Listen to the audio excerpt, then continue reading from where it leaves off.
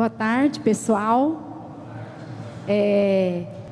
O pastor Hélio disse, à tarde é meio difícil, né? O pessoal almoça. E aí eu falei, ainda para falar de escola é para os fortes. Escola não é brinquedo não, né? Então, eu considero vocês muito fortes por estarem aqui depois do almoço, com esse calor de Goiânia, e para aprender um pouco, né? Ou para ouvir um pouco sobre o Ministério da Educação Cristã na escola. Bom, para mim é uma alegria falar com vocês, é um prazer, né? É sempre bom. E eu me sinto muita vontade para falar desse assunto, né? Porque educação eu nem casei, viu, gente? Para vocês terem uma ideia, né? Nem deu tempo de eu casar. Eu lembro que uma vez eu fui eu tinha mais ou menos uns 24 anos, eu fui num encontro de missões com o pastor Edson Queiroz, que é batista, né? Voltado para missões. E era um encontro para solteiros, e ele falou assim, olha, vocês que são solteiros não preocupam em não ir para o campo missionário com medo de não casar. É só vocês orarem assim, ó Senhor, estou indo para missões, se o Senhor quiser que eu case, manda alguém correr atrás de mim, porque eu não tenho tempo. E eu acho que eu corri muito depressa, gente. Então, eu sou casada, né, com a educação. Então, é uma coisa que eu tenho muita intimidade, tá? Respiro isso. Então, é muito, de uma certa forma, é muito fácil falar de uma coisa que a gente vivencia e experimenta todo dia, né? Mas o Ministério da Educação, eu falo isso para os meus aluninhos, né? Desde a época do reverendo Hélio, que o meu versículo, como educadora cristã, que serve assim de referência para mim, é aquele que Paulo diz aos Gálatas, filhinhos, pelos quais eu ainda sofro dores de parto, até Cristo ser formado em vós. Educar para Cristo, né? É sofrer as dores de parto. E eu acho que esse é o ministério da educação cristã, na igreja, na escola, e é para isso que a gente vivencia e vive, né? Nessa área da educação. Então, é um prazer estar aqui com vocês e é uma alegria. E eu quero, assim, professora já fala muito. Quando elas são baixinhas e usam óculos, aí vocês já viram, né? Elas não dão tempo para os outros falarem. Então, vocês podem me interromper, ou depois, no final, a gente vai ter um tempo para perguntas. Eu trouxe um material ali bem prático que vocês podem olhar, tá? É um material, eu trouxe assim uma amostra do material do SME, do Sistema Mackenzie de Ensino, que o IP utiliza. São as disciplinas de matemática, artes, né? Com uma cosmovisão cristã. É um material que para nós foi muito bem-vindo. A gente tem o que a gente utiliza no ensino religioso do IP, que é educação cristã, mas a disciplina na escola é chamada de ensino religioso. Esse é um material do IP que nós fizemos desde que eu comecei na escola, né? E eu trabalho no IP desde 91, né? A princípio como educadora cristã, um tipo de capelã, né? Da escola, e a gente elaborou um material, ele vai do maternal 3 anos até o 9º ano. É uma visão geral do conteúdo das escrituras com aplicação prática para as faixas etárias. Então esse é um material também que está ali, depois se vocês quiserem olhar. Eu tenho material da AXE também, que a AXE está expondo aqui, né?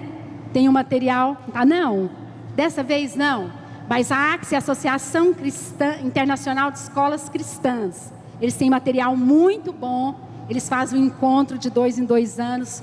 Quem tem essa visão educacional não pode deixar de participar. Então, eu tenho material, filosofia, fundamentos, psicologia da educação a partir de uma visão cristã. Tem esse material, já vou falar tudo, porque tem esse material da AXE, que é a Enciclopédia das Verdades Bíblicas.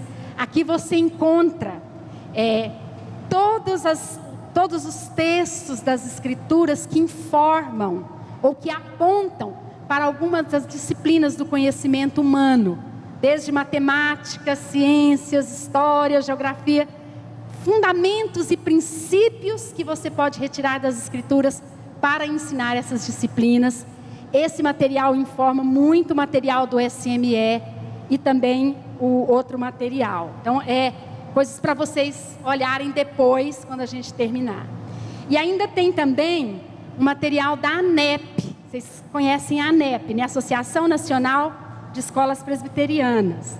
A ANEP tinha uma coleção de ensino religioso para ser usado nas escolas, educação cristã, e eles me pediram para fazer uma revisão desse material, e tem uns 4 anos saiu esse material revisado, um material também muito bom, que muitas escolas presbiterianas ou de outras denominações têm usado para trabalhar a questão da educação cristã, especificamente no contexto da escola.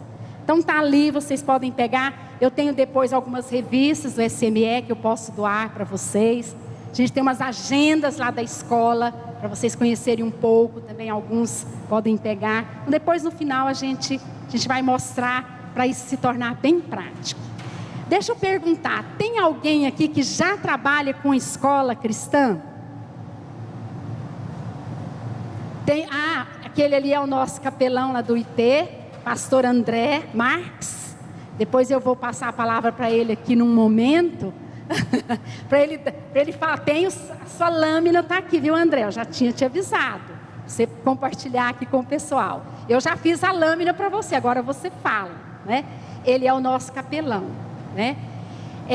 Quem é interessado em começar uma escola cristã, tem desejo, a igreja tem manifestado desse desejo e por isso está aqui, levanta a mão. Nós temos 2 corajosos aqui, né? 3.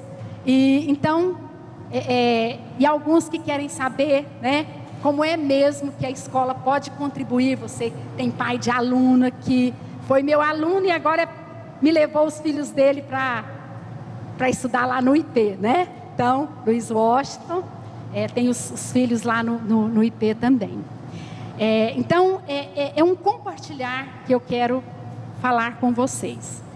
Emerson, eu coloquei aqui nessa nossa turminha de ensino médio, lá na escola, a gente tem do maternal, né, 3 anos até o 3º ano do ensino médio.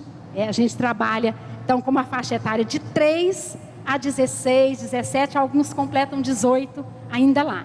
E tem alguns, gente, que a gente tem o privilégio de passar esses anos todos, são 14 anos com eles lá. Então, é uma responsabilidade e um privilégio, né? Então, nós acreditamos. Aqui eu tenho essa turminha aí, turminha do 1º ano lá de Trindade, o IP, né, o Instituto Presbiteriano de Educação, mantém uma unidade social completamente gratuita para uma comunidade de pessoas extremamente carentes em Trindade, que é uma cidade, para quem não é aqui de Goiânia, é uma cidade de romeiros, de romaria, né? Pertinho daqui uns 40 quilômetros, 30 quilômetros? 23 quilômetros, né? Então, é uma turminha, o IP, junto com a igreja, mantém professores, mantém alimentação e para crianças de 3 até, nós temos agora até o 2º ano, né? Alfabetizamos e parece que o ano que vem nós vamos ter o 3º ano, né, para frente. Então, é um ministério que também alcança pessoas em risco, né, em necessidades sociais. E outras fotos aí, a educação cristã, ela usa todas as disciplinas, né, lembrando daquela máxima que é atribuída a Agostinho: toda verdade é verdade de Deus, né? Então, a verdade da ciência, da matemática, da história, da música é verdade de Deus, e elas são conhecimento que aponta para o Criador. Então, a gente trabalha com a música, e aí nós, como escola cristã, acreditamos que nós temos a responsabilidade de repassar para as nossas crianças o legado da fé. Parece que o reverendo Mauro já adiantou o meu trabalho, porque ele falou sobre esse texto, né? E eu já tinha preparado a minha oficina, né? Mas foi bom porque a gente adianta, né? A nossa razão de ter uma escola cristã é que nós acreditamos que se a igreja ensina a família, prepara a família para educar os seus filhos para Cristo, e se a escola contribui, nós vamos ter uma geração que pode causar muita diferença, e esse legado da fé vai ser repassado. Então vocês já tiveram uma exposição desse texto, né? E principalmente o que ouvimos e aprendemos e contaram aos nossos pais, não encobriremos aos nossos filhos. Contaremos o quê? A vindoura geração. O quê? Os louvores do Senhor, o seu poder, as suas maravilhas, porque Ele estabeleceu um testemunho em Jacó, é um mandamento, né? E nos ordenou, é uma ordenança, que transmitissem aos filhos, a fim de que a nova geração não fosse como a geração dos seus pais, obstinada e rebelde, cujo coração não foi fiel a Deus. Gente, se há alguma esperança de mudança, se há alguma luz no fim desse túnel para a nossa nação, ela só virá dessa chama da verdade plantada no coração dessa nova geração. Eu não preciso perguntar, né? Todo mundo tem assistido os noticiários. E eu acho que eu particularmente nunca vivi uma fase de tamanho desencanto e desalento com essa geração de autoridade, de governantes. Vocês já experimentaram isso antes, gente? Nunca na história deste país, né? A gente realmente está muito desanimado. Mas a gente tem que crer que a gente tem um legado a passar, né? Nós ouvimos, nós aprendemos, nós não encobrimos, nós contamos para a geração os louvores, o poder de Deus, as maravilhas. Esse é o conteúdo da educação cristã. É maravilhoso quando os alunos, a partir de textos selecionados do material do SME, né? Da nossa língua portuguesa, Cecília Meirelles, Fernando Pessoa, Carlos Drummond de Andrade, que você trabalha as questões da língua de maneira bonita, mas você passa ali também conteúdos e princípios. Isso é muito bom. A gente aponta para Deus, né? Pode passar para mim aí, Emerson. Por quê? Nós temos vivido momentos de extrema desânimo, e eu acho que nunca foi tão verdade, né? Esse retrato, esse raio-x, usando a palavra que nós ouvimos muito ontem, né? Dr. Welsh, né? O raio-x dessa geração, né? Nos últimos dias, muitos serão egoístas, avarentos, orgulhosos, vaidosos, xingadores, ingratos, desobedientes. E aí a gente conhece esse quadro, né? Impiedosos. Esse é o retrato de uma geração. Falando sobre essa geração, e eu não estou falando de crianças, de adolescentes e de jovens apenas. Eu estou falando de adultos dessa geração, certo? Tem um livro que saiu agora de uma educadora que não é cristã, o pastor André está lendo, o livro é o seguinte, é da Tânia Zaguri, Filhos Mimados, Pais Negligenciados, os efeitos colaterais de uma geração sem limites. Ela vai falar que a geração que está criando os filhos agora, entre 30, 45 e 50 anos, é uma geração de pais fruto da geração eles chamam baby boomers, né, lá dos Estados Unidos, nomearam, mas da geração geração pós-guerra, hippie, né? E esses pais anteriores, eles queriam ter liberdade, porque os pais eram muito duros, eram muito rígidos. E eles então tiveram que lutar por essa liberdade. E eles então disseram: nós vamos criar os nossos filhos livres. E eles deram para os filhos uma liberdade que está se voltando contra eles, porque eles não estabeleceram limites. E esses filhos hoje estão matando os pais, botando os pais para fora de casa para ficar com o apartamento deles, gastando. Vocês já viram quantos aposentados estão endividados e com o nome da Serasa no SPC? Porque os filhos pegam empréstimos no nome deles e eles ficam sem condições, inclusive, de comprar medicamento. É uma geração mimada e que está criando os filhos, despreparando-os, despreparando-os para a vida. Eu trouxe aqui um exemplo, a gente ri para não chorar, só para vocês terem uma ideia. Uns dias atrás eu recebi uma avaliação de um aluno do 3º ano, toda escrita e comentada pela mãe. Eu vou ler para vocês, porque ela não concordou com a nota, uma nota boa, mas ela queria que a nota do filho fosse maior. Mas isso aqui é o retrato dessa geração.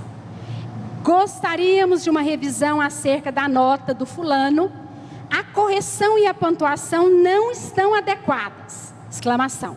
Ela, na prova do filho, que ele trouxe e entregou para a professora, ela está dizendo: olha, essa professora não sabe corrigir prova, certo? Aí ela começa assim, aí ela vai comentar as respostas.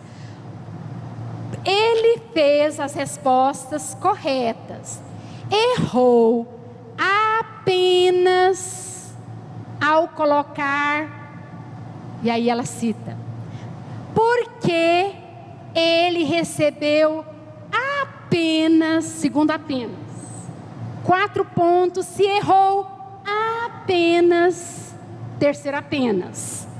Está correto, fulano, ele apenas, quarto apenas. Ele acertou a ordem, o verbo veio antes, ele apenas esqueceu. 5 apenas. O relativo, isso é uma prova de gramática da língua inglesa. Gramática pressupõe regras ortográficas, né? Regras definidas e estabelecidas. Mas ele apenas, isso está tão entranhado.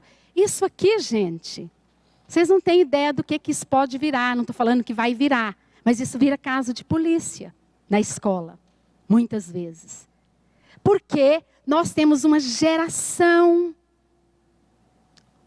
Esses dias eu ouvi de uma mãe, ela estava brava porque ela não queria cumprir uma regra.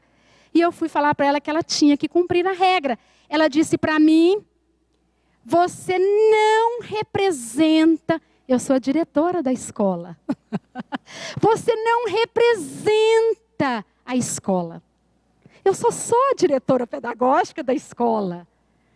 Certo? Então você tem um embate. Não é com a criança. Não é com o adolescente.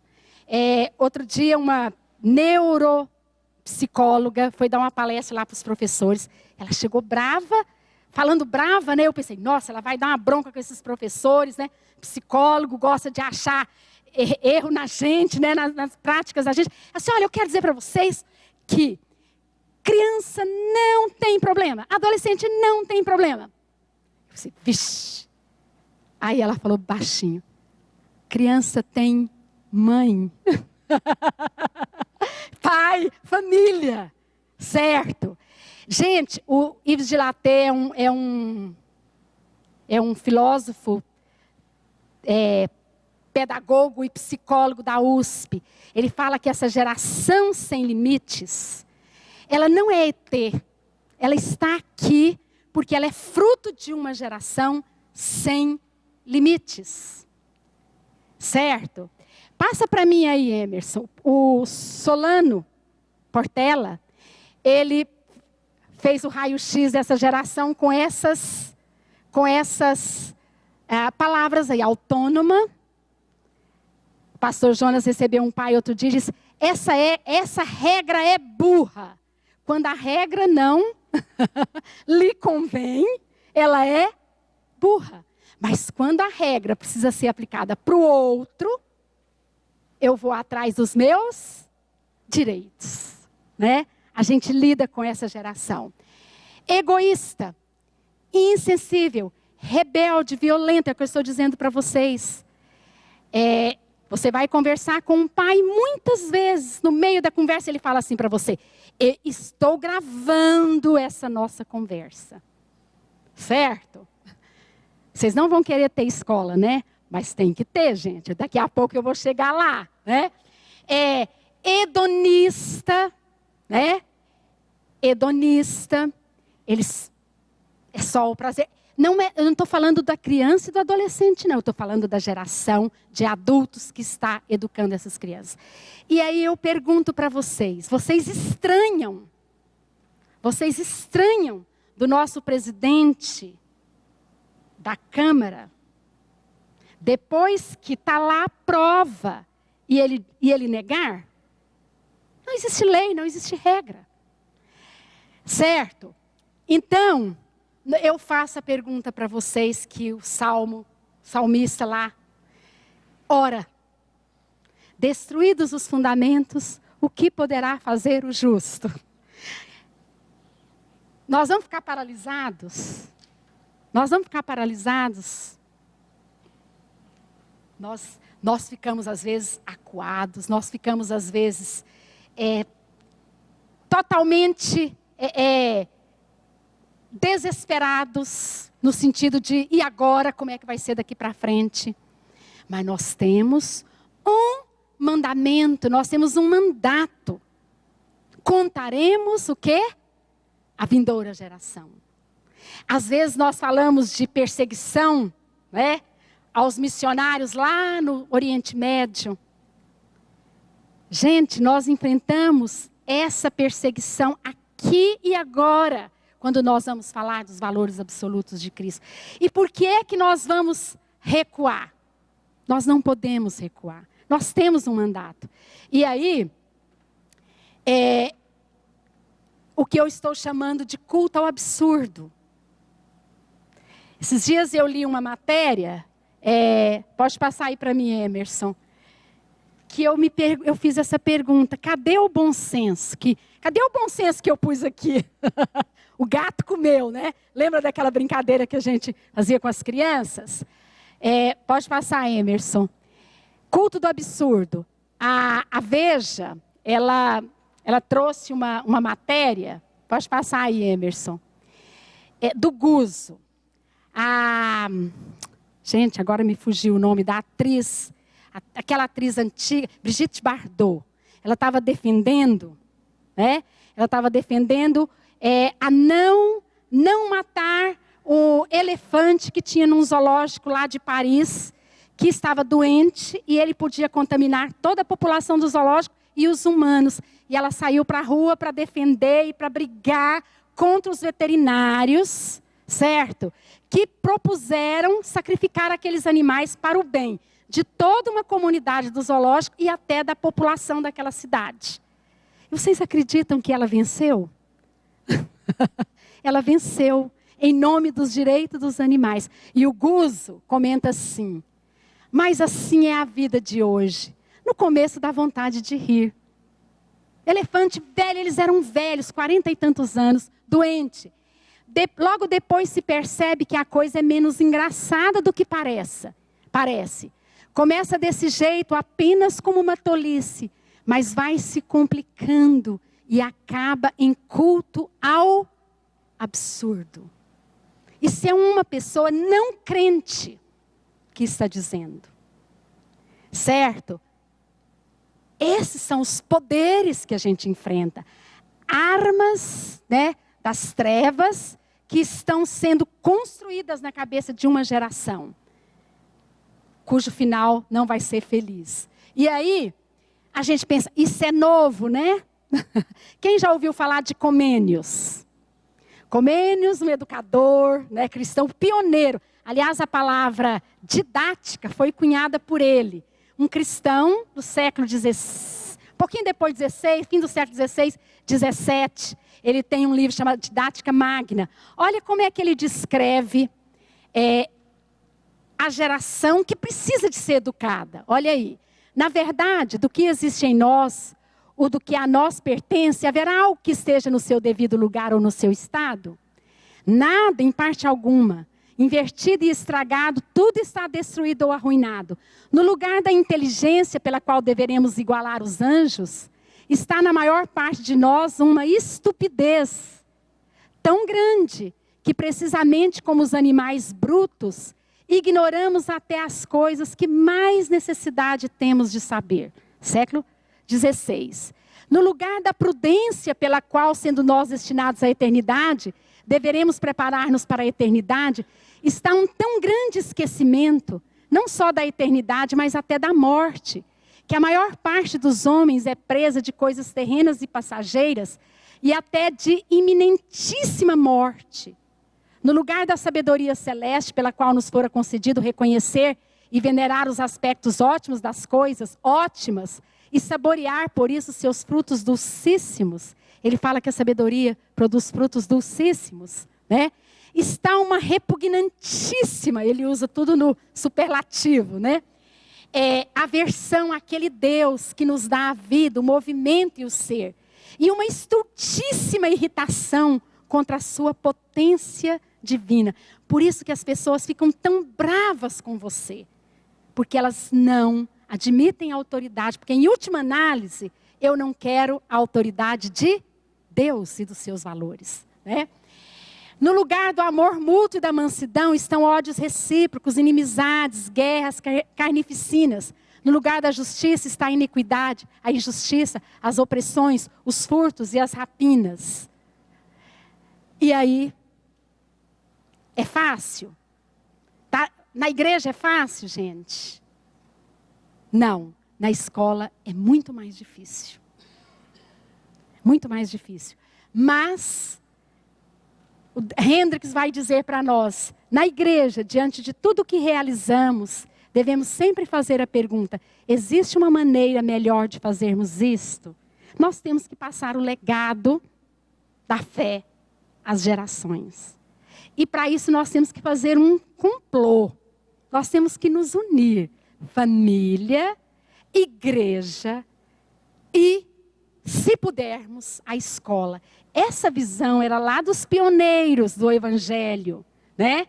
Lá com Simonton e José Manuel da Conceição, ao lado de cada escola, ou igreja, uma escola. Eu sou fruto de uma escola evangélica. Estudei numa escola evangélica, né? O IEB, né? Lá de Mineiros, Instituto Erasmo Braga. Jataí tem o ISG, o Instituto Samuel Gran. Goiânia tem o IP, tem Lavras. E nós tivemos uma geração de homens e mulheres que foram corajosos. E os tempos, as dificuldades eram outras, mas existiam dificuldades.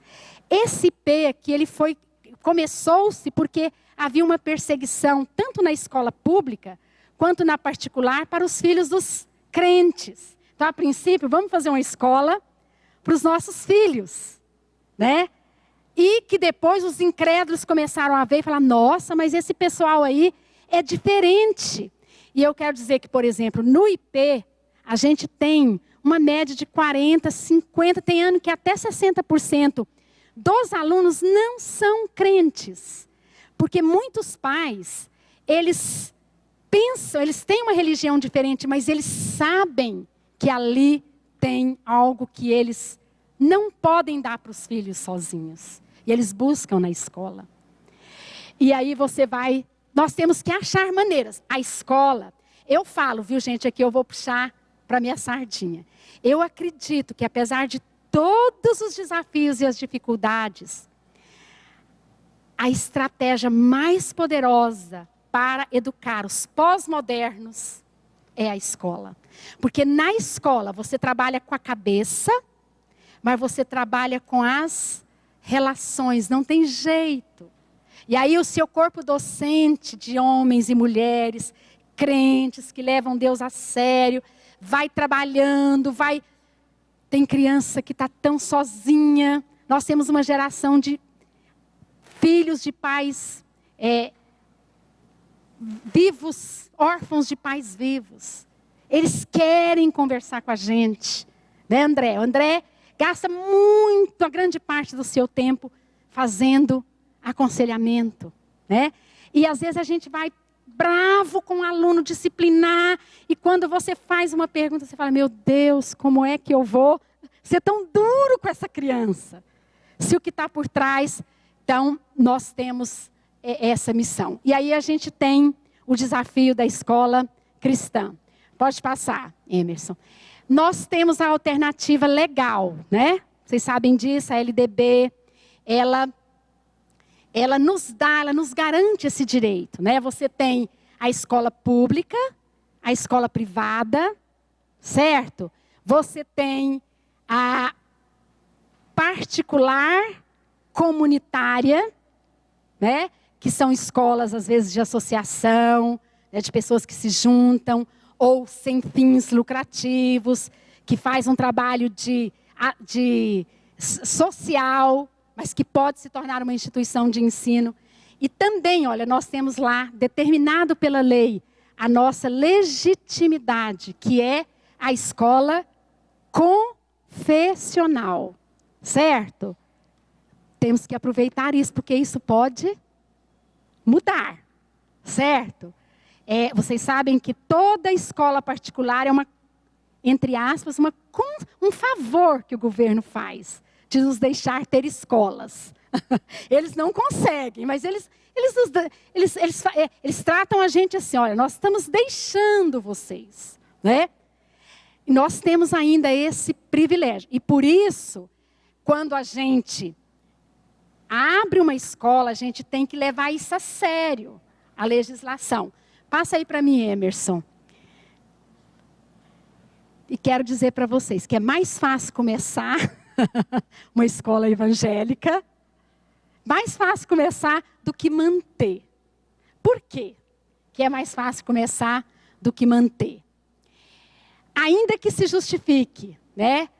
E que se tenha necessidade da escola confessional, o desafio permanece. Como repassar este legado duradouro e permanente às gerações futuras em um tempo tão freneticamente volúvel, instável ou volátil? Essa é uma pergunta. Porque o maior desafio é você dar ao aluno, né, a busca por uma perspectiva cristã de vida. Olha o desafio da escola confessional. Ele é maior do que o da escola pública e o da escola privada, né, sem confessionalidade. Dar uma perspectiva cristã de vida na família, na economia, no entretenimento, no esporte, na nossa relação com o corpo, no cuidado com a saúde, na nossa reação à novela, à pintura, como também nossa relação com a igreja, atividades cristãs, não é apenas um exercício acadêmico, certo? O esforço de pensar como cristão, e esse é o papel da escola, ensinar o aluno a pensar. E no caso da escola confessional, a pensar como Cristo, né? O esforço de pensar como cristão é, acima de tudo, o esforço de levar a sério a soberania de Deus sobre todo o mundo criado por Ele. A busca por uma mente cristã. E essa é a ambição da escola cristã. É trabalhar na mente do nosso aluno, para que ele entenda que ele tem, nós, porém, temos a mente de Cristo, né? Que no final não é apenas a busca de uma mente cristã, mas uma busca pelo próprio Deus. É buscar a Deus. E o que é ter essa mente cristã? Eu gosto demais dessa definição, pessoal. E depois, quem vai ficar disponível, quem quiser esse material, tá, as ordens. Mas eu gosto demais dessa definição. Olha, formar uma mente cristã implica em uma mente treinada, informada, equipada para lidar com toda informação e controvérsia circular a partir de uma base de referência construída de pressuposições cristãs. A mente cristã é um pré-requisito do pensamento cristão e o pensamento cristão é pré-requisito da ação cristã. Então, o desafio para a escola cristã é treinar uma mente cristã. E uma mente cristã é lidar com toda e qualquer informação a partir dos valores de Deus. Minha sobrinha, eu não tenho filhos, né? Mas Deus, eu costumo brincar com os pais, né? Falo para os pais, de vez em quando eles chegam lá, né? Ontem, quando os pastores estavam falando de filhos, né? Que deixam o evangelho. Eu, às vezes, recebo cada pai lá, e às vezes, para descontrair, eu brinco com eles e falo assim, bem-vindo ao mundo dos normais, né? Ou então, quando o pai está assim, mas meu filho, olha, ele vai levar uma surra, porque ele não está estudando matemática. Aí eu pergunto assim para o pai, pai, você gostava de matemática quando você estava na escola? Detestava, né? O senhor já ouviu falar de inteligências múltiplas? Né? Que você tem vários tipos. Aí eu falo, olha, o senso de humor do Senhor. Então, o senso de humor virou para o meu lado. Porque eu tinha muita teoria, né? Ajudar os pais a criar. O Senhor falou, olha, eu vou te mandar 2 adolescentes lá. Adolescentes, para morar com você. Então, elas vieram estudar e vieram morar comigo. E agora eu tenho adolescente que agora faz cursinho. E ela chega lá, me contando.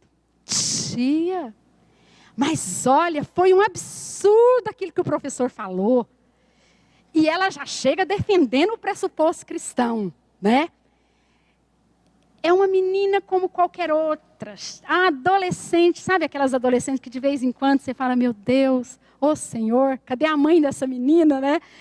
Mas crente, ela sabe a diferença. Ela tem um namorado, e quantas vezes, né? Eu estou lá e estou escutando ela fazendo devocional com o namorado pelo Skype, gente. Né? Via Skype, está lá, e ela é pregadora, sabe? Tem uma liderança, e ela, tia, eu preciso aí de um material, porque eu quero uma sequência. Dei logo lá o stot para ela, né? Aquele, e ela está lá fazendo devocional. Então, tem uma mente cristã, que é preparada para questionar, para criticar, e outro dia, ela falou com uma colega, olha, eu não concordo, né? Ou às vezes ela não tem coragem, ela chega, olha, foi difícil, eu quase falei, tia, mas eu não tive coragem, né? Então, eles são treinados. E precisamos eles escutarem e saber, olha, esse pressuposto não vem de Deus. Esse é o desafio. Esse autor aí vai dizer assim, que existe 2 legados permanentes que podemos dar para as nossas crianças. Um é raiz e outro, asas. Já ouviram falar disso? Raízes e asas, né? Raízes e asas. Pode passar. MPC, e esse é o grande desafio da escola cristã, e da igreja, e da instituição cristã. Todas as instituições cristãs. Ao compasso dos tempos, ancorados na rocha. Tem algumas coisas que nós não podemos abrir mão. Nós vivemos novos tempos.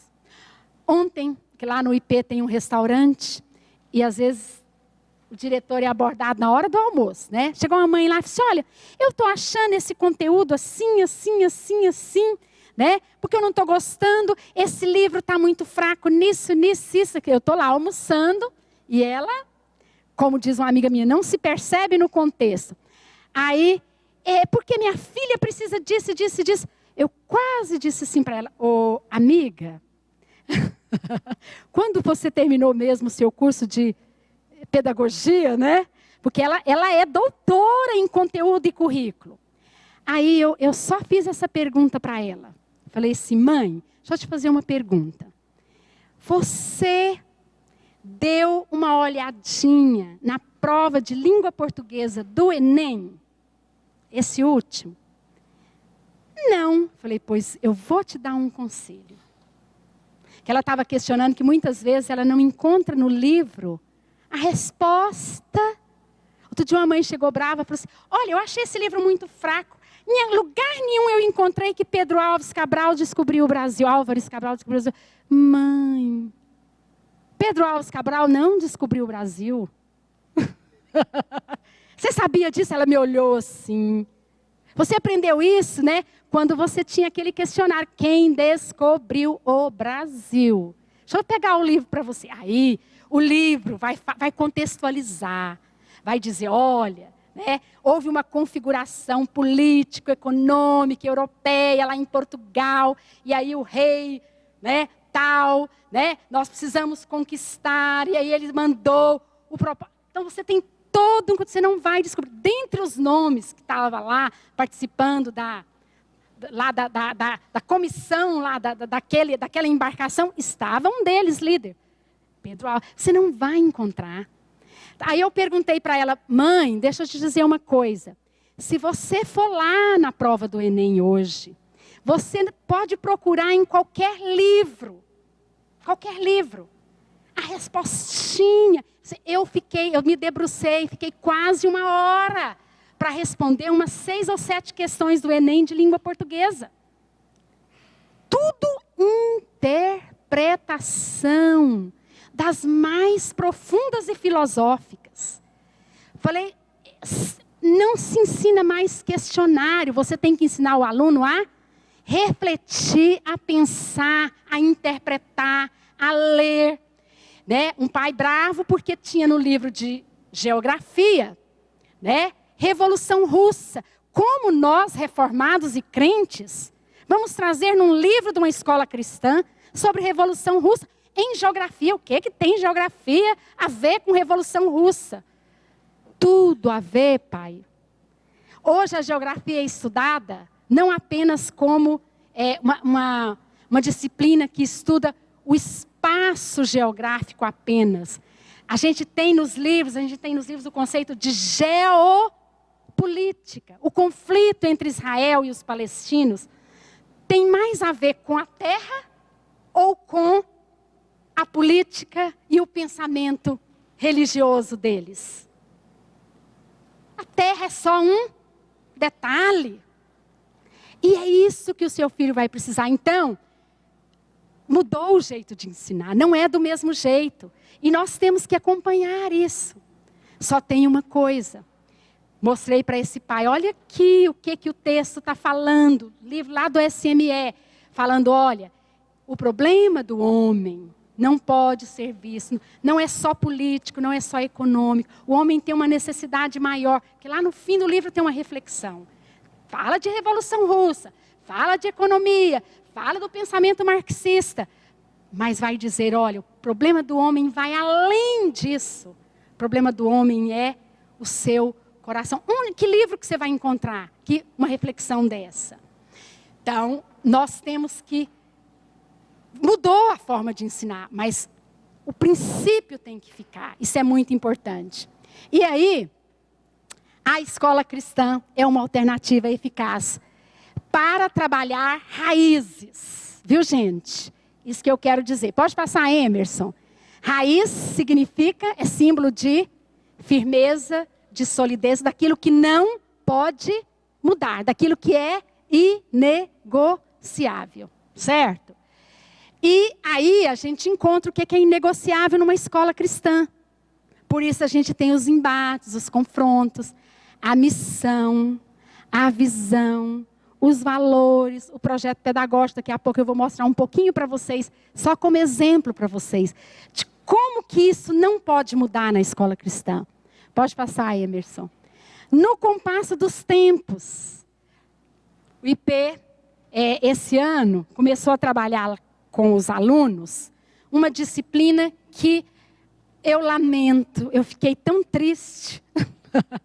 Porque, gente, se eu tivesse tido essa disciplina na escola, eu seria muito, mas muito mais rica do que eu sou hoje. Sou muito rica, viu? Eu sou pobre, mas eu seria menos pobre. Uma tal de educação financeira, certo? E é preciso ensinar isso para os meninos. Sabe por quê? Porque nós vamos ter uma previdência que não vai poder sustentar o que essa geração. Se eles não entenderem que eles precisam cuidar disso, o que vai acontecer com eles? Eles vão cair na miséria. Então, nós estamos trabalhando educação financeira. E quando fomos escolher o professor para dar educação financeira, presta atenção nisso, gente. Olha que coisa interessante. O consultor, que tem um material especial, nós perguntamos, então nós precisamos, mas nós não temos um professor de matemática que tem carga horária disponível. Mas quem falou em professor de matemática? Não precisa ser o professor de matemática para dar aula de educação financeira. Como assim? Quem dá aula de educação financeira lá é a professora de história, uma das professoras de história. Porque ela tinha carga horária disponível e tem uma habilidade muito boa de lidar com os alunos. Porque educação financeira tem muito menos a ver com valores financeiros do que com valores de vida. Essa proposta aqui desse material, só para vocês terem uma ideia, a proposta de ESOP. Eles ensinam para os meninos diagnosticar. Eu tenho que saber quais são as minhas necessidades. Quanto que eu gasto disso, E eles começam a fazer esse tipo de coisa. Análise, diagnosticar. Aí eu falo assim, puxa vida, eu preciso sonhar, ou eu tenho essa necessidade, mas eu posso conquistar. O S é de sonhar. E depois que eu sonho, eu tenho que quanto custa meu sonho? Orçar,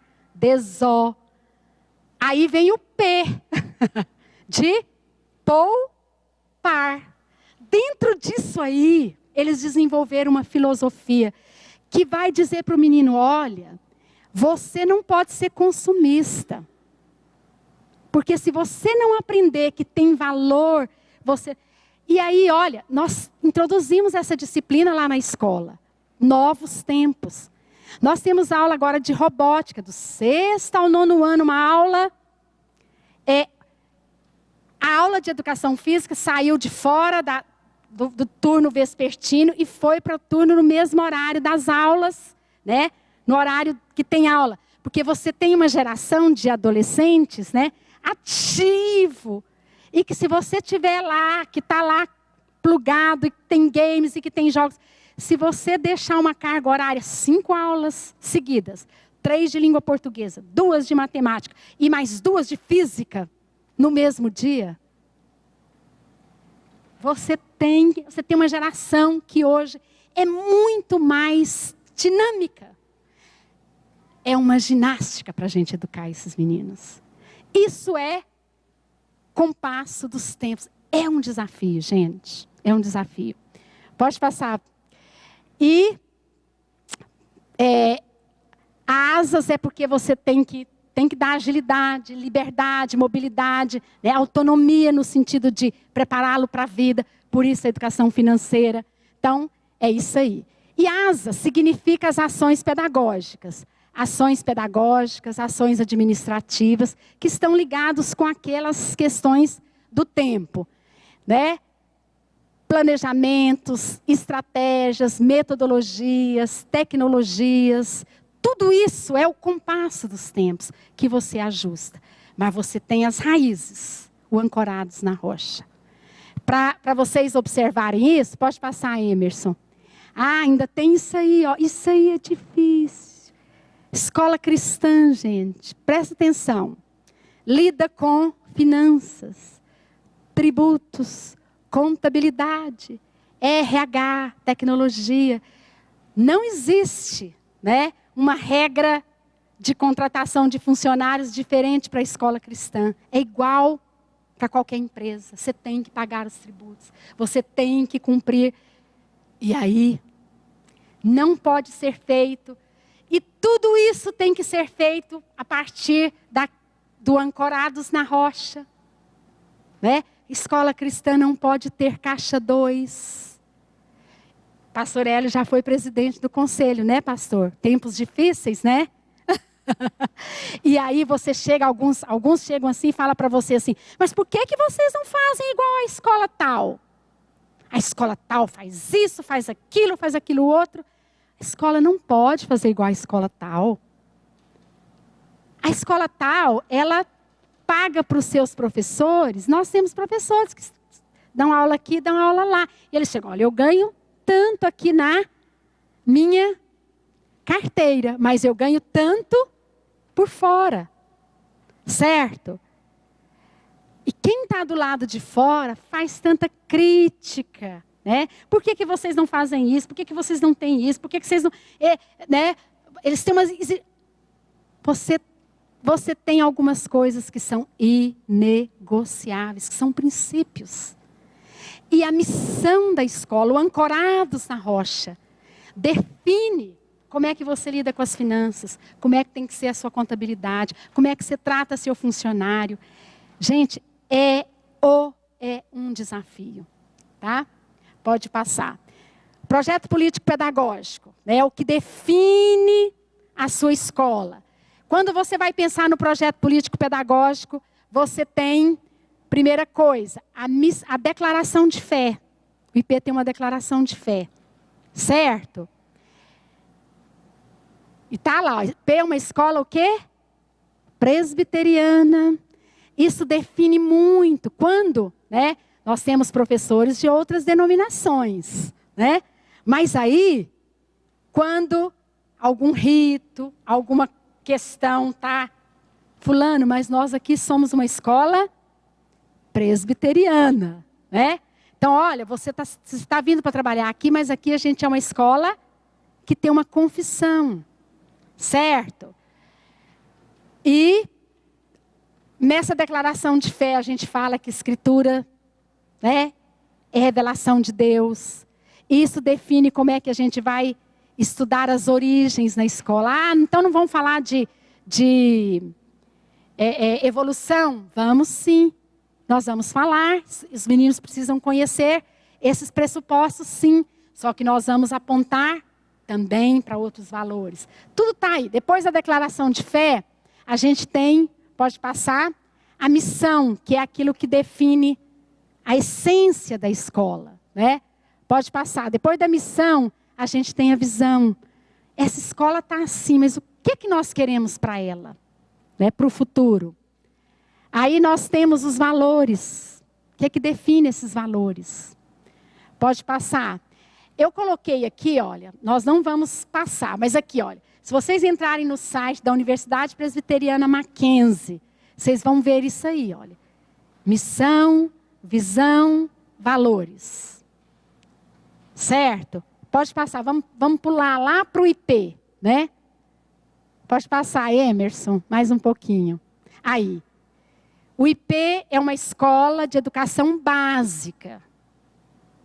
Ensina português, matemática, história, geografia, prepara os alunos para o Enem e não pode ser meia boca.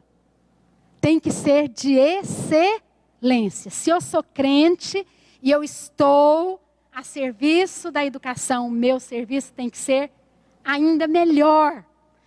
É um desafio, né? Mas é uma alternativa diferenciada de ambiente escolar. Tem que ser diferente. E eu quero dizer para vocês que a gente tem muita alegria. Há um tempo atrás, o IP ganhou foi homenageado na Câmara aqui, municipal. E um dos deputados, já foi senador, ele falou, olha, por tabela, eu já tive muitos alunos do IP. Ele era um professor da Universidade Federal. E ele disse assim, olha, eu sabia, antes do aluno falar, que ele era aluno do IP. Não apenas por causa do conteúdo, mas eles tinham princípio. Ele era um professor aposentado. Ele tem valores. E eu quero dizer para vocês, muitos pais, né, essa é uma briga que às vezes a gente tem. Nós temos hoje um ensino médio em Goiânia muito competitivo. A gente tem escola que elas brigam por causa de alunos. e elas massacram os alunos. E tem alguns pais que falam, o IP é ótimo no ensino fundamental, mas no ensino médio eu quero uma escola, porque ele tem que ser aprovado, né?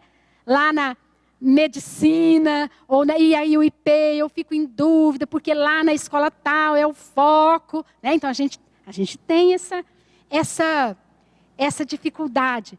Mas eu vou dizer para você, quando eles chegam lá, nas escolas por aí, que falam que são alunos do IP, isso não sou eu que digo.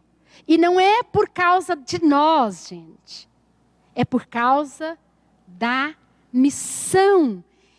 As portas, aluno do IP, ele é diferenciado porque ele, além das questões didáticas, ele é um aluno que tem um professor falou para mim, Nelly, eles têm caráter. É fácil fazer isso? Não é fácil, né? Mas a gente luta. Por quê? Porque o objetivo é o desenvolvimento do caráter. Preparando para uma vida de serviço a Deus e à comunidade. Daqui a pouco a gente vai ver alguns exemplos, né? Queremos ser reconhecida pela sociedade como uma instituição confessional presbiteriana de perfil comunitário, que se dedica a ciências divinas e humanas. Nós queremos ser reconhecidas. Esses dias aí atrás, acho que tem umas 2 semanas, apareceu lá na minha caixa de mensagem, olha, houve uma pesquisa informal, né, para falar de que escola, né, confessional que aparece, né, que você se lembra. Lá estava o IP em primeiro lugar. Escola confessional, escola que tem um diferencial. Além, aparece essa escola. É uma responsabilidade. E nós precisamos continuar sendo reconhecidos. Pode passar? Valores. Na conduta pessoal, obrigada, Eline. Na conduta pessoal, dignidade no relacionamento, são valores que nós temos que passar para os alunos, para os pais, para os professores, né? Pode passar? Eu não vou gastar tempo, gente, isso depois vai estar disponível para vocês. Eu só estou querendo dizer, com tudo isso, é que uma escola cristã que tem um aluno do maternal até o 9º ou até o 3º ano do ensino médio, que tem esse comprometimento, ele forma uma mentalidade. E ele é uma esperança, é um legado que nós deixamos para essa geração. Certo? A construção de um conjunto de missão, visão e valores só é útil se a prática do dia a dia, do diretor ao porteiro, mostra e demonstra ser esse o conjunto de regras que regem a conduta pessoal da sua empresa. Muitas pessoas dizem, olha, quando eu chego aqui, né, é diferente. Mas também tem uma coisa, qualquer coisa que não é bem feita, se o IP fizer, fica muito maior. Entenderam? Mas o IP fazendo isso, vocês aqui fazendo isso, porque nós somos uma instituição que fala que é diferenciada. Pode passar? Pode passar, Emerson. E qual que é a batalha do dia a dia? Preservar essa identidade. Preservar essa identidade. Como que a escola tem que fazer isso? Presta atenção para vocês verem quantas frentes a gente precisa olhar, né? A escola, ela tem uma filosofia, ela tem objetivos e ela tem os seus professores, os seus funcionários. Então, você preserva a sua identidade, preservando, né? Mirando nos seus fundamentos, mirando nos seus objetivos e mirando na equipe que trabalha com você. A gente tem que ficar muito afinado com essa equipe. E aí, por isso, a gente tem que estar sempre tirando a filosofia da gaveta, certo? Ela não pode ser só da gaveta, mesmo porque elas não elas não ficam na gaveta. Porque quando a gente fala que é, as pessoas buscam a coerência. A gente tem, 2 em 2 anos, a gente elege 2 valores para a gente trabalhar com os alunos. Assim, valores éticos, né? Esses agora desse biênio é honestidade e respeito. Imagina, nesse caos. E isso se vira contra nós e contra os professores. Qualquer coisa eles falam, os alunos, mas aqui, professor, o senhor falou que é honestidade. Outro dia, olha, Nelly, eu vim aqui para falar que o professor tal me desrespeitou. E olha aqui os valores da escola. Então, eles mesmos vão cobrar isso de você. Certo? Então, nós temos que ficar de olho. Temos que determinar objetivos cristãos. Temos que focar, né? Temos que selecionar líderes comprometidos. Isso também é uma questão. Né? Em meio agora em Goiânia a gente tem muitos profissionais, professores. Então a gente hoje pode escolher, mas já houve tempos em que era difícil até para levar adiante a confessionalidade por causa da fundamentação dos educadores. Monitorar a atmosfera da escola, isso é muito difícil. E com os pais hoje, com dificuldade de entender que limite é limite, valores são valores e respeito é respeito. Gente, a gente tem que ter uma força que vocês não imaginam.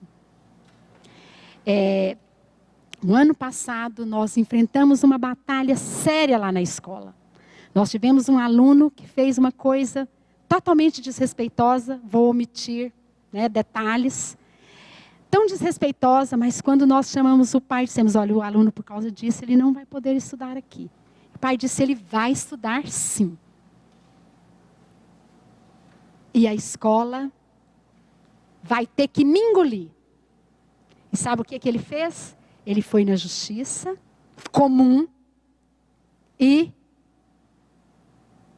o juiz deu uma liminar. E o menino voltou, passando por cima de toda e qualquer autoridade e valores. E aí? Aí a escola tem que fazer algo que ela conversa, ela dialoga, ela insiste. E era um processo, aquele menino era só o coroar de um grande problema. Aí a escola tem que mostrar para aqueles pais e para aquele aluno que disciplina é um valor que a escola cristã leva a sério. O que a escola tem que fazer? Ela tem que ir lá na delegacia da infância e da juventude e fazer a queixa. E esse menino tinha feito algo terrível contra um dos nossos coordenadores.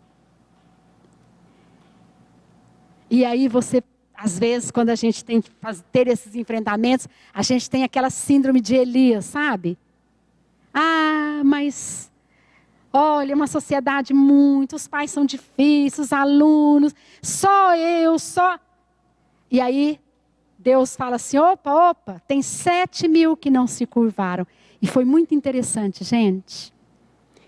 Esses pais foram chamados diante do juízo do promotor. E o nosso coordenador também. E nós tivemos uma grande surpresa. O promotor foi duro com o aluno. Disse, você tem que respeitar, a autoridade precisa ser respeitada. E o pai, o senhor não pode deixar o seu filho. E vocês vão ter que pagar por danos morais a esse educador. E ele vai ter que prestar serviços sociais para ele entender. E aí eles perguntaram para o nosso coordenador, quanto você acha que vale? Ele falou, não tem preço, eu não estou aqui por causa de dinheiro. E aí a juíza falou, não, mas ele vai pagar sim. E estabeleceu a penalidade financeira e social para esse pai e esse aluno. E disse para ele, olha rapaz, existem regras e autoridades. hoje você cometeu um ato infracional, mas amanhã você vai cometer um crime. E você vai parar na cadeia. Gente, é difícil, é melhor largar para lá. Mas e os outros alunos? E a comunidade inteira que está olhando para você?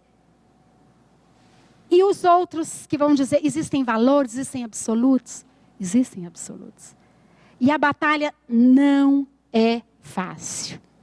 Às vezes, né, alguns juízes vão dizer, não, né, vocês têm, né, nós estamos fazendo um favor de vocês terem escola e vocês têm que engolir isso mesmo. E não dão apoio. Mas pelo menos a escola vai dizer, olha, existe limite. E eu costumo dizer, até escrevi essa semana no boletim da igreja. Em algum lugar, gente, desse planeta, nossas crianças, nossos jovens, precisam encontrar referências, coerência, porque se isso não acontecer, nós estamos totalmente perdidos. Nós já estamos desgovernados, né? O avião está em queda livre, já. Mas nós não podemos deixar de contar e de dizer, insistir com essa geração. Para isso a gente tem que confrontar os valores errados. A armadura de Efésios 6. Né? Resistir às pressões. Deixa para lá. Nós não podemos deixar para lá. A regra é burra. Foi o que o padre disse para o pastor. O pastor disse, meu irmão, porque o fogo, às vezes, não vem do inimigo, vem do amigo. E eu quero perguntar para vocês, vocês acham que esses embates que a escola cristã tem, na sua maioria, é com o pai incrédulo? O que vocês acham? Não. Com o pai crente. Você pode ter certeza, essa senhora que escreveu 5 apenas, ela é cristã. E ela nem percebe quanta mentalidade dela é pós-moderna, é relativista. Então, nós temos que pagar um preço para a gente contar a essa vindoura geração. Escolher materiais apropriados, por isso que eu disse para vocês, SME, né? Uma bênção, a gente vai atrás de material, faz seleção. Temos que mostrar para a criança valores, serviço, missão. Né? Pastor André enche o carro, leva um grupo lá para o Projeto Amar, né? Para mostrar para eles o valor de servir. Temos que ter controle com os programas extracurriculares. Né? Aí entra aquilo que às vezes a escola cristã não pode fazer. Ah, mas lá na escola tal, para ele passar no vestibular, tem aula sábado, domingo, né? E a vida não é só isso. Tem um ensino religioso relevante. Pastor André, chegou sua vez. Posso passar a lâmina, tá? Aqui, o pastor André é o nosso capelão, né? E aí, ele faz tudo aquilo ali. Mas André, você vai falar o que significa para você ser capelão da escola cristã. Enquanto isso, eu vou descansar minha voz. Bom, fico até sem jeito de falar com a minha professora aqui do lado. Mas ser capelão é ser servo de Cristo no ambiente escolar, no meu caso, né? Poderia ser no ambiente militar, no caso dos capelães militares. Mas o que eu tenho visto é que existe realmente essa carência, né, de estarmos presentes junto das crianças, dos adolescentes e principalmente homens. Né? Às vezes o ambiente escolar é um ambiente muito feminino, mas os homens, né, não só na escola, mas também na igreja. E eu me sinto um privilegiado por isso, por estar lá, por ser um representante dos homens junto com as crianças e falando da verdade de Deus. Uma das coisas que eu tenho tido o privilégio de poder desenvolver é essa mentalidade que às vezes para muitos é uma mentalidade contraditória, mas para nós não. Porque a verdadeira fé, ela não é inimiga da verdadeira ciência. Então, tanto a verdadeira fé quanto a verdadeira ciência andam de mãos dadas, porque ambas estão em busca da verdade.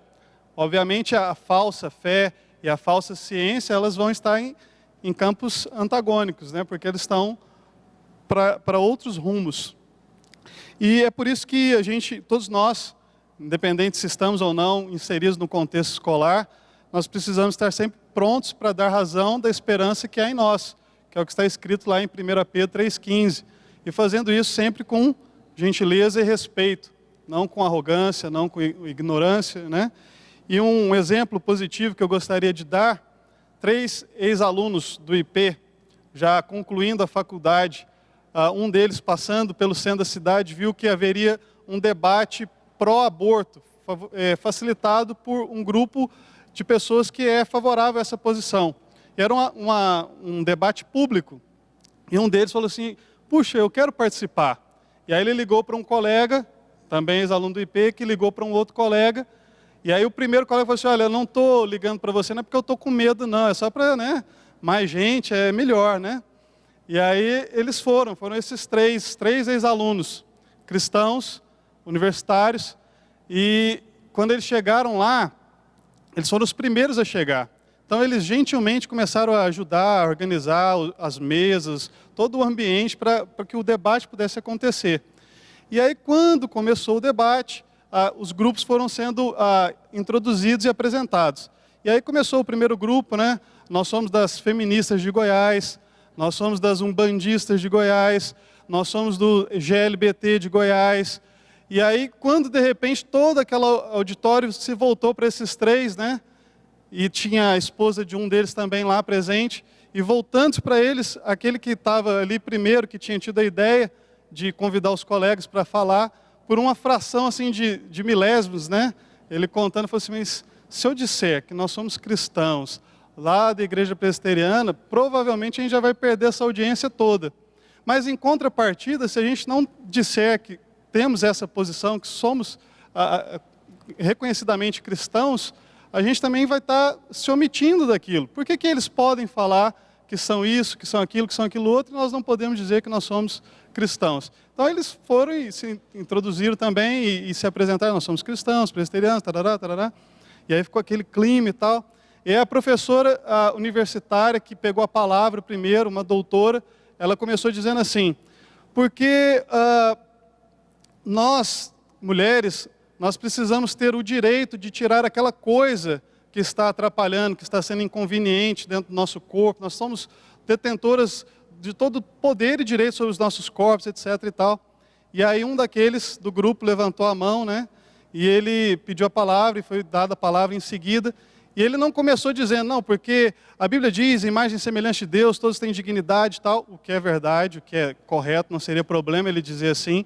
Mas ele usou uma argumentação que pudesse ser de mais acesso àquela audiência. Ele começou dizendo, olha, porque é sabido que durante anos e anos e anos e anos na sociedade democrática, nós temos sempre lutado e defendido o direito daqueles que são mais fracos.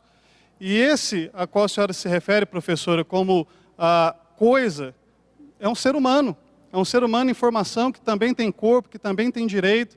E aí logo um grupo daqueles chamou aquele indivíduo e levou assim para um canto para fazer uma entrevista, ia fazer um registro e tal. E aí foi muito bonito, porque um dos colegas saiu e cutucou aquele e falou assim, paz, eu vim porque eu não sabia o que eles iam fazer com você, eu estou aqui para te dar cobertura, estou junto. Né? E aí do que voltaram, o debate continuou, um outro colega falou sobre os princípios cristãos de uma maneira mais explícita. E aí, num determinado momento, foi muito interessante, porque todos se voltaram e falaram assim, e você que é mulher, por que você não fala? Então, a suposição é de que nós éramos machistas, né? E que não estavam permitindo que ela falasse. E foi muito legal, porque era uma pessoa que tinha se mudado para o Brasil, de um país da América do Sul, ela falava espanhol. Então, ela estava tímida para falar, mas ela mesma disse, eu concordo com meu marido, né? Então, foi muito legal, porque quebrou com a ideia, né? E tal. Mas por que eu estou falando isso? Porque são ex-alunos do IP, cristãos, que, conhecendo a palavra de Deus, conhecendo a verdade, podem, na esfera pública, fazer anúncio daquilo que é verdade, com bons argumentos, com inteligência, né? Então, assim, e com respeito, com gentileza. Eu acredito que, muitas das vezes, a gente deixa de fazer um trabalho de excelência em qualquer esfera, muitas das vezes porque a gente tem uma escatologia ruim. A gente pensa, esse mundo aqui vai acabar e vai pegar fogo e já era, o que eu vou fazer? Deixa eu me virar aqui, ganhar meu dinheiro e ficar tranquilo. Cercar aqui nas trincheiras da igreja, está tudo bem. Não, eu não quero ser confundido com teologia da libertação. Não, isso é ser reformado. Os reformados, eles sempre, historicamente, eles se envolveram com todas as esferas da sociedade. Política, economia, educação, cultura, artes. E nós, que somos esse povo da aliança, nós nos envolvemos com isso, porque nós sabemos que o Redentor, ele vai redimir todas as coisas, conforme ele prometeu. E eu acho que esse é um ponto. E alguns pais, né, eles pensam que a escola é a salvação, a escola cristã é a salvação. Esse é um grande erro. Não, eu vou colocar meu filho aqui, pronto, vai estar salvo, vai ter resolvido, não tem problema. Mentira. A gente sabe que o nosso Salvador é Jesus. A escola cristã, ela é um instrumento nas mãos desse Salvador. Deve ser assim. Honestidade e respeito são nossos valores dentro do biênio. E aí eu pensando assim, puxa, eu tenho os cultos, vou fazer os cultos, mas esses dois valores, o que eu vou falar? Eu pensei, bom, os 10 mandamentos. Né? Como é que a gente vai desenvolver honestidade e respeito se a gente não sabe o básico da fé cristã? E eu pensei assim, como é que eu vou falar de 10 mandamentos para crianças, às vezes até de 5 anos, 3 anos? Foi um desafio, mas estão aprendendo. Como que ele ensinou não adulterarás para a turma da educação infantil? Eu coloquei uma água com tinta lá e eu falei assim, olha, essa água aqui era original. Agora ela foi contaminada, ela foi adulterada. Um casamento adulterado, aí eu expliquei, né? E até é engraçado, desculpa, professor, pastor, é a mesma coisa, viu, professora? Uma filha de pastor, aluna nossa, chegou em casa cantando, ela gosta de inventar músicas, né? E ela começou a inventar a música assim, não adulterarás, não adulterarás. E aí o pai assim olhou e falou assim, minha filha, mas onde você aprendeu isso? Aí eu falei assim, olha pai, na Bíblia, são os 10 mandamentos. Eu falei assim, tá, mas tudo bem, mas que é isso? Você sabe o que significa essa palavra? Eu sei, é não contaminar, é não estragar algo que é belo, né? E eu falei assim, tá, e quem te ensinou isso? O pastor André, né? Ela falou assim, aí eu falei assim, então tá, filha, isso é muito bom, mas vamos também passar pelos outros mandamentos e tal. Mas é isso, faz diferença, esse é o ponto. Né? E as crianças aprendem, nós aprendemos. Eu não sei se vocês sabem, mas tem um negócio chamado YouTubers, sabe o que é isso? YouTubers são pessoas que dão tutoriais na internet, e muitos deles de games, tutoriais de games. E eu estava vendo, alguns desses têm milhões de seguidores, milhões, 1 milhão, 2, 3, 4 milhões, e eles ganham muito dinheiro por isso, eles ensinam crianças a jogar os jogos. Só que algumas dessas crianças, elas pegam esses indivíduos e têm eles como ídolos, como referenciais, não só mais para games. Um deles disse que pessoas crianças e adolescentes encontram o endereço dele, vão atrás dele e perguntam assim, como é que eu devo tratar os meus colegas de sala? Como é que eu devo me relacionar com os meus pais? Por quê? Porque eles se tornam ícones, especialmente quando os referenciais são reduzidos, né? Seja dos pais, seja da escola, seja da igreja. Então, nós precisamos estar sendo essas pessoas coerentes, como a professora Nelly falou. Eu estou terminando. Escola cristã fazendo o caminho inverso. É muito bonito ver isso. Obviamente, os pais é que têm que conduzir os seus filhos na lei do Senhor, na orientação, na instrução da palavra de Deus. Quando isso não acontece, e não tem acontecido muito nos nossos dias, às vezes a escola cristã permite nós observarmos o caminho inverso. Filhos que são convertidos na escola e que posteriormente, então, os pais, vendo a lucidez da fé, o comportamento, a ciência, vão e, dobrados pelo Espírito Santo, passam também a fazer parte da família da fé. E, como a gente leu, né? Apenas uma tolice, gerando o quê? Culto ao absurdo. Mas apenas a verdade, como nós sabemos, que é Jesus, verdade com V maiúsculo, J maiúsculo, que nos conduzem também para a libertação. E a escola, ela permite isso. Esse mesmo aluno aí, que foi multado e vai pagar por danos morais, etc. e tal, ele canta na banda, nos cultos, porque a palavra da verdade que liberta, ela faz isso também. Ela transforma delinquente em irmão. E esse é um privilégio que não tem preço. Não tem preço. Essa semana, 3 semanas atrás, até mostrei para o André, em 99, eu guardei um artigo de um jornal, de um jornalista que escreveu num dos jornais aqui de Goiânia. O título do ponto de vista dele é Assim Também Eu Vou Virar Crente. Ele tinha colocado os filhos Ele tinha 2 filhos e os filhos estavam numa fase difícil, eles levaram lá para o reformatório IP, né? E aí, lá, um daqueles meninos se converteu. E depois ele ficou lá, né? Ele estava no ensino médio, ficou até o 3º ano, conheceu uma moça, se casou. E aquele pai, naquele artigo, estava admirado, contando lá, que ele tinha procurado uma escola, e aí falaram dessa escola. E lá nessa escola, o filho dele tinha aprendido valores tão diferentes, que no fim ele também ia acabar virando crente. Esse filho desse jornalista casou e agora ele é pai de aluno. Ele tem 2 menininhos que estudam lá. E outro dia eu falei assim, Luiz Augusto, eu tenho um artigo que eu guardei que o seu pai escreveu lá de 92 e disse para ele o título. Ele falou assim, nossa, Nelly, você tem, eu quero esse artigo. Sabe por quê? Porque meu pai virou crente. O menino converteu, fez o caminho inverso. O avô, que é agora dos meninos, mas o pai que estava me contando, né? Que é o pai de aluno. Ele falou assim, olha, o meu pai foi vendo o nosso testemunho, eu me casei, fui para a igreja, e a gente falava muito do evangelho, e ele teve uma doença muito grave e logo ele veio a falecer. Mas antes dele morrer, todas as vezes que eu chegava lá no IP, ele falava, lá na UTI, ele falava, meu filho, eu estou pronto para Jesus me levar. Eu estou pronto para Jesus me levar. Né? Então a profecia que ele mesmo fez, que ele também ia virar crente.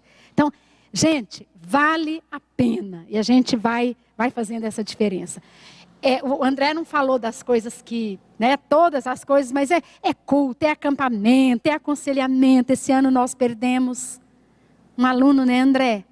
O ano passado, né, com leucemia, né? Vai esse André, né, sofre com a família. Então, porque a escola cristã é uma opção de ministério para a igreja. Eu só vou ler rapidamente, pode passar.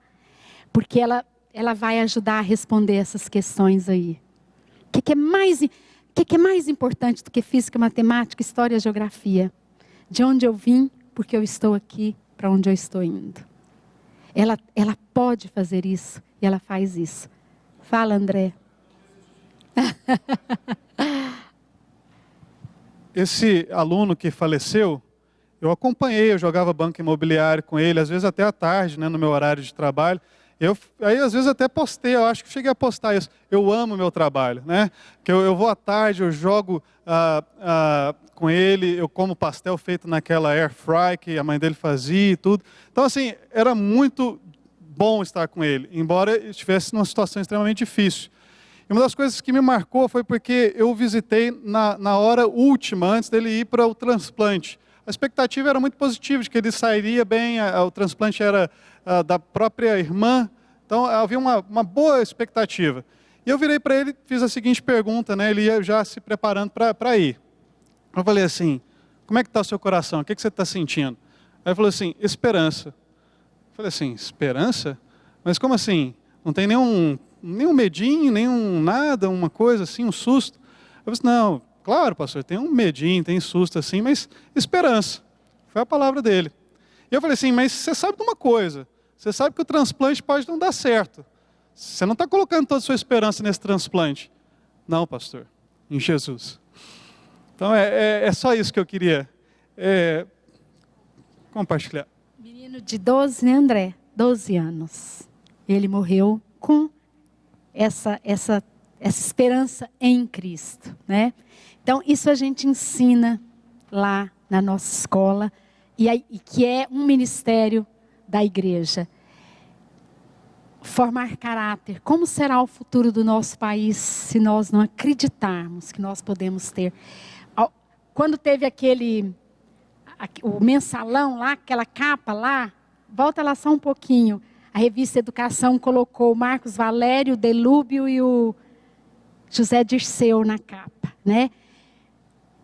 Como ensinar ética, né? Eles passaram pelos bancos da escola, e daí, né?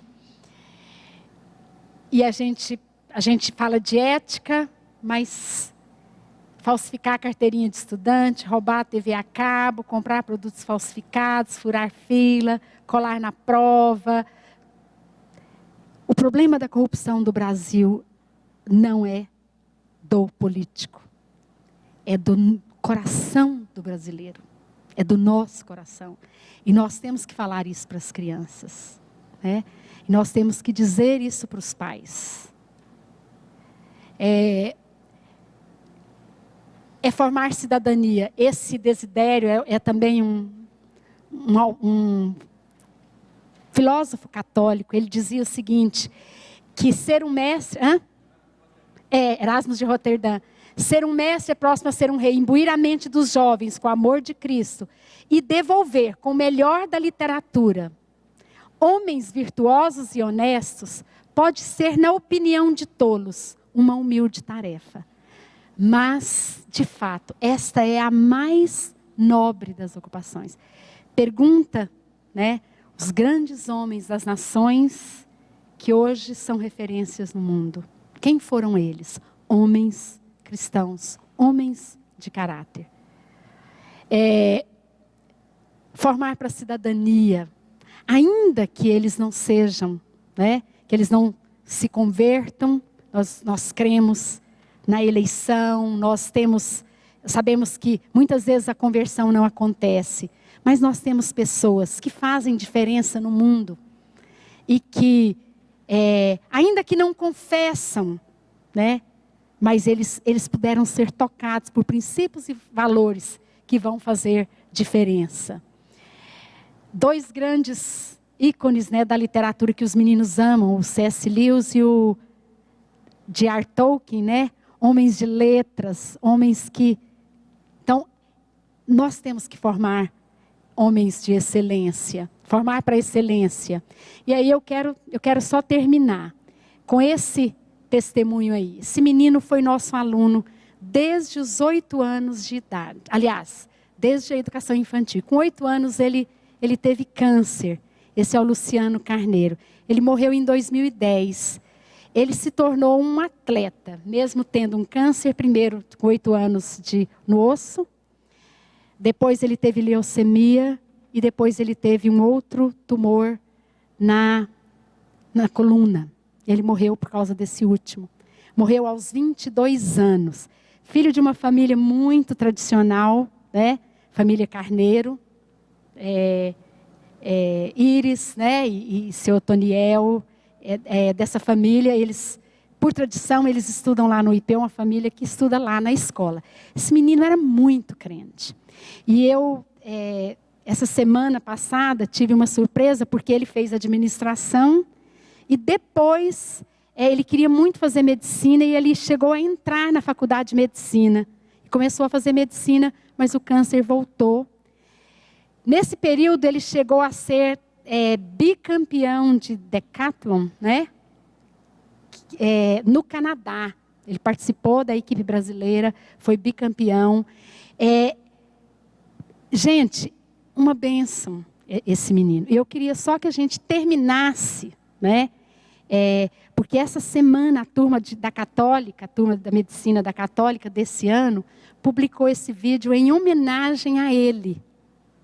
certo? Ele não chegou para formar, a turma está formando e eles fizeram essa homenagem ao Luciano. E vocês vão ver o que significa a educação cristã, da igreja, da escola, da família e da escola. Quando tudo isso, né, entra no coração e na alma da criança.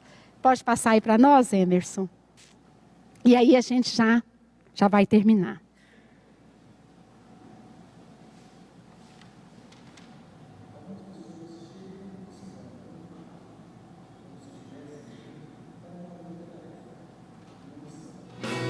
Algumas delas deixam marcas tão profundas que afetam diretamente a vida de todas as outras com quem teve contato. E foi assim que, de maneira arrebatadora, chegou Luciano. Portador de uma personalidade tão grande e iluminada que desde muito cedo, aos 8 anos, teve que carregar um enorme peso nas costas, um câncer ósseo na perna. E como explicar para uma criança que ela não poderia correr ou brincar como antes, pelo menos por um tempo? Aí que entram os anjos que vieram apoiar Luciano na sua missão. Sr. Orlando, Dona Cici e sua irmã Priscila. A batalha foi dura. Foram químios, cirurgias, enfim. Mas a batalha foi vencida. Apenas alguns 8 centímetros a menos de uma perna que corria o risco de amputação. Foi melhor assim. Não houve parada. Luciano nunca parou. Nem o peso nos seus ombros, que parecia ter sido aliviado. 2 anos e meio depois, um novo câncer veio para desafiar sua força. Dessa vez, na coluna. Mais uma vitória, mais uma etapa superada.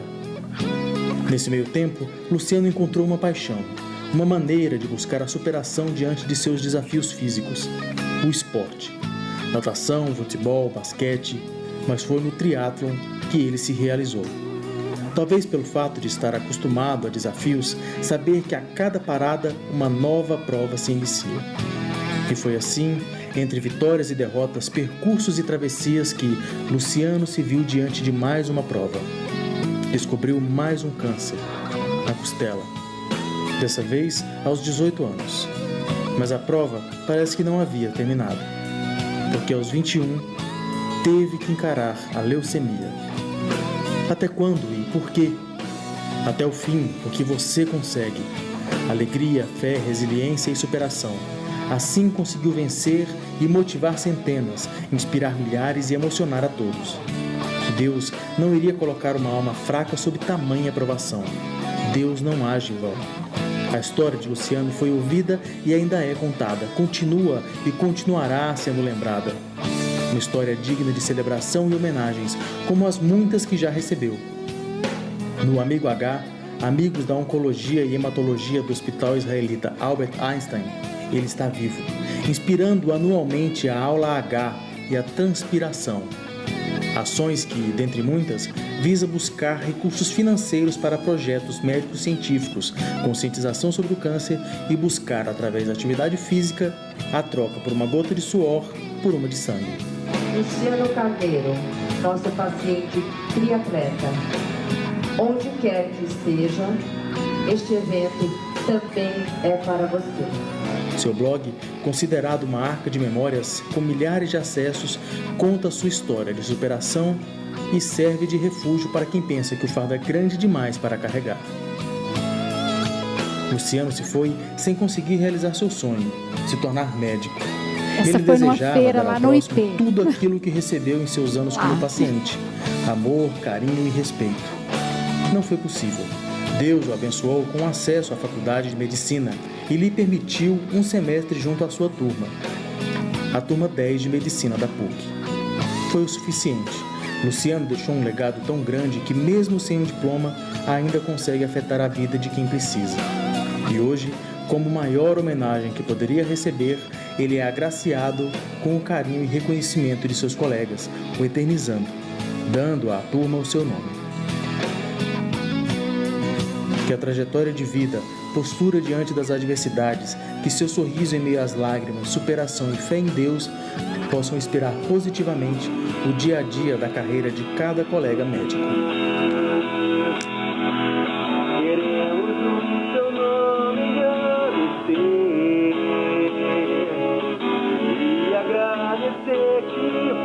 tua obra em nossas vidas.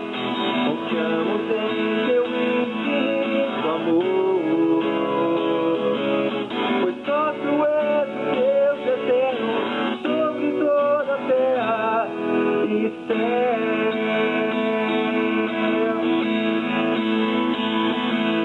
Pois só tu és o Deus eterno sobre toda a terra e céu.